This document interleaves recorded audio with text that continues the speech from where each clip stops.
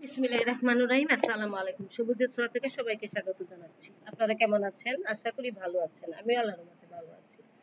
তো আজকে দেখাবো আপনাদেরকে আমি কিছুদিন আগে কতগুলো অ্যাডেনিয়ামের বীজ বসিয়েছিলাম। তো সেই বীজ থেকে অনেকগুলো চারা হয়েছে, 19টা চারা হয়েছে। তো সেই চারাগুলো একটা একটা বাটিতে ছিল একসাথে। তো ভেবেছি একটু আলাদা করলে জিনিসটা বাড়বে তাড়াতাড়ি।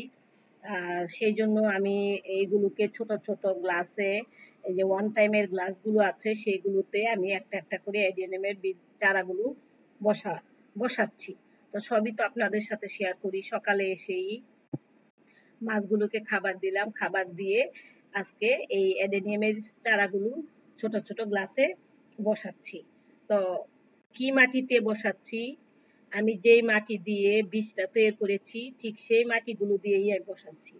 সেই মাটিগুলোর মধ্যে অল্প একটু মাটি, সাদা বালু আর লাল বালি, এই তিনটা মিশিয়ে আমি এই গাছগুলোকে বসিয়েছি। অ্যাডেনিয়ামের চারা কিন্তু এইভাবেই বসাতে হয়। বালি পরিমাণটা বেশি, লাল বালি আর অল্প একটু সাদা বালি আর অল্প একটু মাটি, এই তিনটা মিক্স করে আমি এই মাটিটা তৈরি করেছি। এখন এই মাটিটা দিয়েই কিন্তু আমি গাছ বসাচ্ছি। অ্যাডেনিয়ামে ওই লাল বালি আর সাদা বালি মিশিয়ে গাছ বসালে সবচেয়ে ভালো হয়। ড্রেনেজ পদ্ধতিটা ঠিক থাকে এবং সহজে পানিটা চলে যায়। কারণ অ্যাডেনিয়ামে কিন্তু পানি ধারণ করার ক্ষমতা রাখে। আর অতিরিক্ত পানি জমে গেলে কিন্তু এদের গোড়াটা পচে যায়, পচে গেলে গাছটা মরে যাবে। সেই জন্য এমনভাবে মাটিটা তৈরি করতে হবে যে মাটিটাতে পানির ধারণ ক্ষমতাটা কম থাকে এবং পানিটা সহজে চলে যায়। সেই জন্য আমি বালি আর অল্প একটু মাটি মিশিয়ে আমি গাছ বসিয়েছি। এবং আমি আগের গাছগুলো যে গাছগুলো আমার বড় হয়েছে সেই গাছগুলো কিন্তু আমি এইভাবেই বসিয়েছি।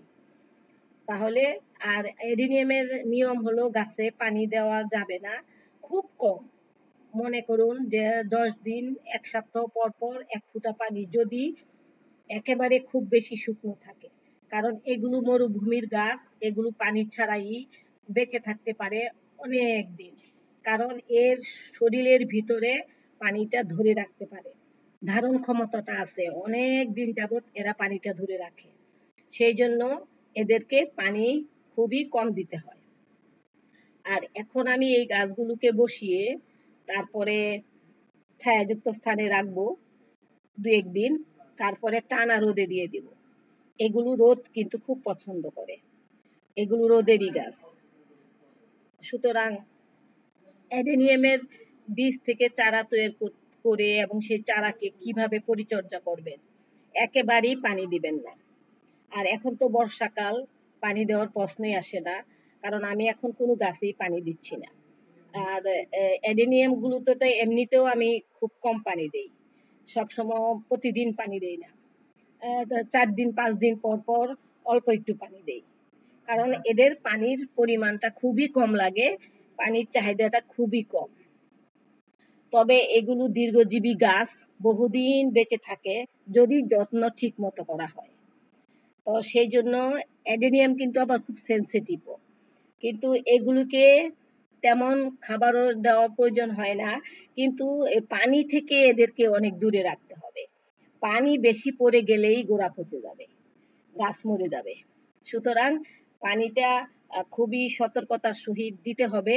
এবং যখন দেখবেন যে পুরা মাটিটা একেবারে শুকিয়ে কাঠ হয়ে গেছে, তখন অল্প পানি দিবেন এবং ড্রেনেজ পদ্ধতিটা এমনভাবে রাখবেন যে পানিটা সহজে চলে যেতে পারে। তারপর আবার 1 সপ্তাহ পর বা 10 দিন পর পানি দিতে পারেন। পানি না দিলেও কিন্তু এই গাছ সহজে মরে না। সুতরাং পানির চিন্তা করাটাই ঠিক না। আমি এই অ্যাডেনিয়াম গাছের জন্য পানি দেওয়ার চিন্তাটাই করি না। ওই সবগুলো গাছে যখন আমি পানি দেই তখন এদের শরীরে 2-1 ফোঁটা পড়ে, এতেই হয়।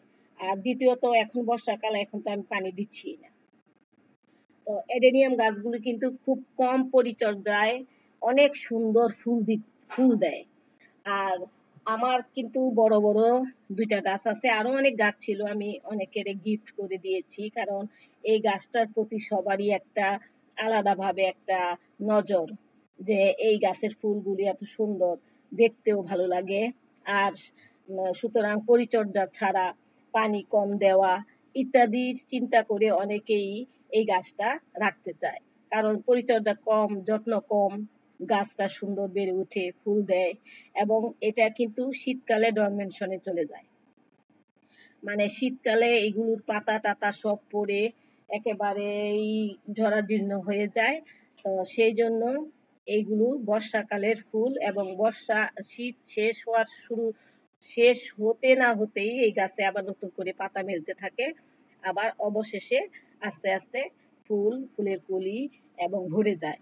আর এখন আমার গাছগুলোতে কিন্তু অনেক দিন ফুল দিয়েছে। এখন কিন্তু আমার পুরনো যে গাছগুলো আছে অ্যাডেনিয়ামের সেগুলোতে অসংখ্য বীজ চলে এসেছে। মানে একটা গাছে ৪-৫টা বীজ চলে এসেছে। আর একটা বীজের কাণ্ডতে ২টা বীজ থাকে। ২টা বীজ অলরেডি আমার তুলে ফেলেছি। আরো কতগুলো বীজ হয়েছে। তো আরো হচ্ছে। এখন আর খুব বেশি একটা ফুল দিচ্ছে না।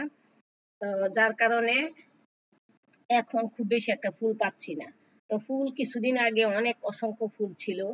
আহ, আর শীতকালে কিন্তু ফুল ফুটে না এবং গাছের কিন্তু গ্রোথও বাড়ে না। বাড়তে থাকে শীত যখন শেষ হয়ে যাবে তারপর থেকে অ্যাডেনিয়ামের গাছগুলো বাড়তে থাকে, পাতা মেলতে থাকে, তার আগে সব ঝরে যায়। তো সেই জন্য অ্যাডেনিয়াম গাছটার পরিচর্যা কিন্তু খুবই কম।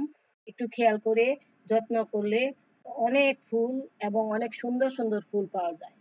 আর অ্যাডেনিয়াম গাছের চাহিদা কিন্তু অনেক এবং এগুলো কিন্তু খুব দামি গাছ। এগুলোর বাজার থেকে যখন নার্সারি থেকে কিনতে যাবেন সেখানেও অনেক প্রাইস নেয়, অনেক টাকা নেয়। কিন্তু আমি কিন্তু এই গাছ কখনোই টাকা দিয়ে কিনিনি। একটা ডাল এনেছিলাম একজনের কাছ থেকে। সেই ডাল থেকে আমি আজকে এতগুলো চারা তৈরি করেছি, অসংখ্য চারা। অনেককে গিফটও করেছি। তো এখন আমি এই যে ১৯টা চারা বসালাম, আরো বীজ হয়েছে, এগুলো থেকে আরো চারা তৈরি করব। তো এইভাবে আমি অ্যাডেনিয়ামটাকে অনেক বাড়াবো। চিন্তা করেছি অন্যভাবে এটাকে নিব। তো আমার ভিডিওটা যদি আপনাদের ভালো লেগে থাকে অবশ্যই সাবস্ক্রাইব করে আমার পাশে থাকবেন আর বেল বাটনটা বাজিয়ে দিবেন। আর নতুন যারা দেখতেছেন আমার ফেসবুক এবং ইউটিউব দুটো চ্যানেল থেকেই যারা দেখছেন তারা অবশ্যই নতুন যারা আমাকে সাবস্ক্রাইব করবেন, আমার পাশে থাকবেন। আর ফেসবুকে যারা দেখতেছেন তারা আমাকে ফলো করবেন এবং লাইক শেয়ার কমেন্টস করতে ভুলবেন না। সবাই সবাইকে সহযোগিতা করুন, সবাই সবার পাশে থাকুন, তাহলে আমাদের এগিয়ে যাওয়ার রাস্তাটা খুব সহজ হবে।